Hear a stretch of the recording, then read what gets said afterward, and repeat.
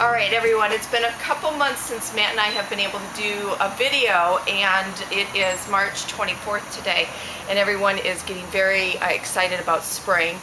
We have sun today, Matt. Oh yeah, for it's the going to first be a time. great day. Yep, and Matt is getting ready to go off to teach at Owens Community College, so we caught him this morning, and we wanted to talk a little bit about all these great things that people can start doing now before they think that they can be putting their geraniums and petunias in the ground. So we all have the itch. I myself walked out my front door this morning and tapped my front planter, and soil's still frozen. So I obviously cannot plant anything yet, and I know we've had a lot of requests for petunias and things like that.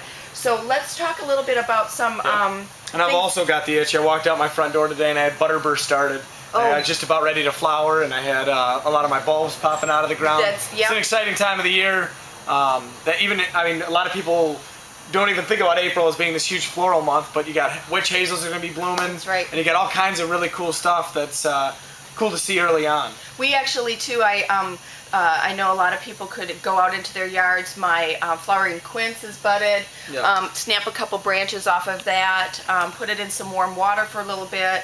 Forsythias, magnolias, all those things. So if people really want to see some color and watch some things budding or opening up in your house, something to start very easy is just to go out and look for some different types of trees that will be flowering, your crab apples. Yep. And things like that, and just snap off a couple branches. It's a good way to extend that flowering period too, because like a magnolia only flowers for 2 weeks, but if you take a couple branches intermittently, you get them for 4, 5, even 6 weeks. Right, right.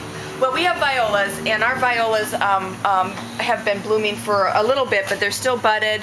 Definitely something that people in the next couple weeks could be popping in the ground. Violas typically self-seed, and the fragrance is wonderful. But we also have these here too, because we like to put these together for a nice little table display for Easter. Easter's a little bit late this year, so think about that, but you also will have your pansies. And then we were going to talk a little bit about some other things. Some of your cold crops. Yep, we have also been doing some hypertufas, so that's another little project if people want to kind of plan on what they're going to be planting outside.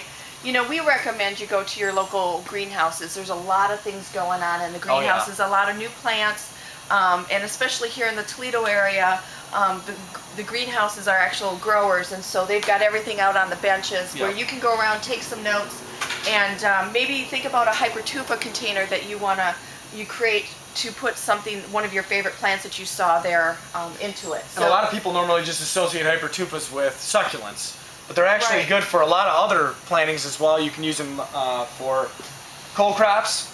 So you could put a mix of lettuce. You could also do some of your kales. Spinach is a fun one to start right now.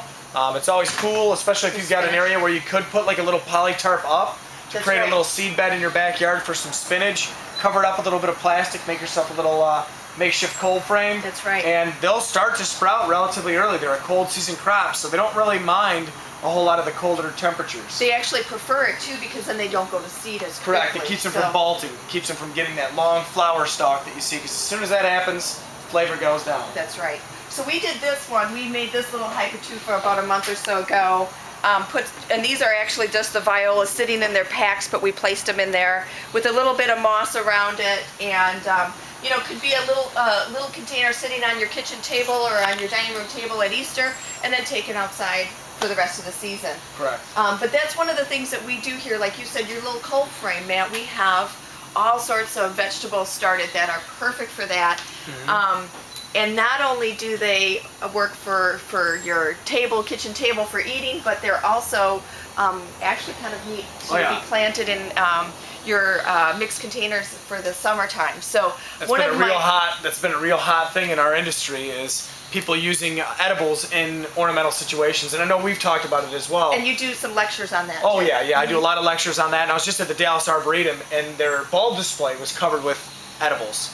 So it's really cool to see the bulbs mixed in with the kales and the spinaches and lettuces, a lot of your heirloom lettuces, and then it's awesome because you get to harvest it, then when the bulbs die off, you can put your annuals in.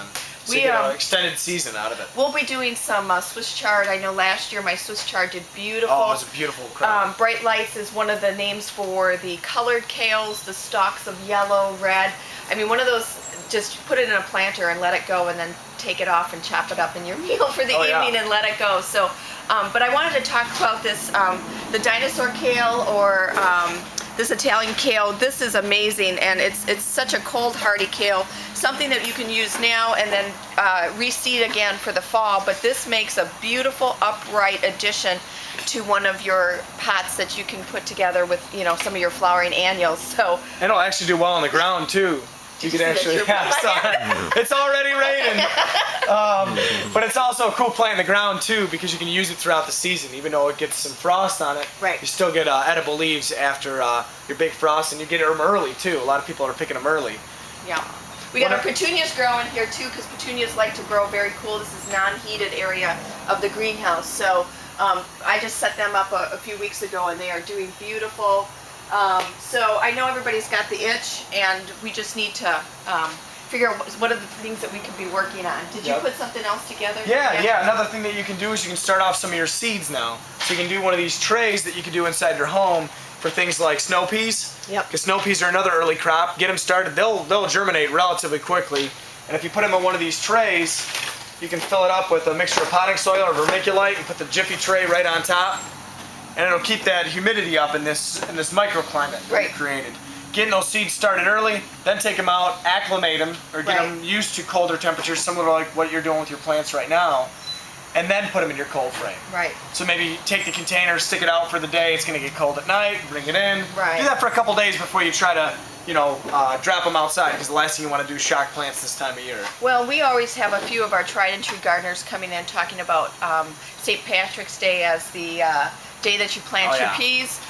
The only thing is that our weather's changed a little bit, and we don't have little light rains anymore. We have torrential downpours. So you have to kind of consider what's happening with the weather to make sure that your seeds are going to sprout for you. So just something, don't forget that you've planted them, and be aware of weather changes. Yep. I guess that's about it for this video. I think what we're going to do is we're going to talk a little bit more about the next one on some different non-conventional ways of putting together a little display for your table for Easter.